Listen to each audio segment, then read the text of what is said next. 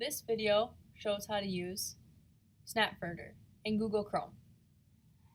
Once in Google Chrome, make sure you're logged in, where you then will select your apps.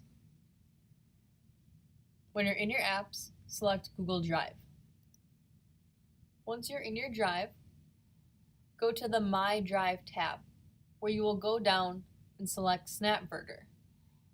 Once you've selected the Snapverter tab, sub-tabs will appear, such as Drop Here to Convert, Failed, Finished, and In Progress. Drop Here to Convert is where we will be able to convert inaccessible files or scanned images. So for example, let's take a scanned article and drop it in the converting section. Once it is finished, we can go to the finished area where we will search for our scanned article, which will appear. Inaccessible PDFs and images will be converted to a PDF, and DAISY files will be converted to an EPUB.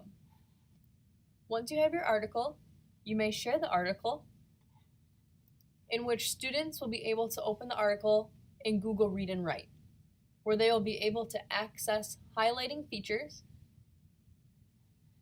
and also the read aloud and other features that Google Read and Write has to offer.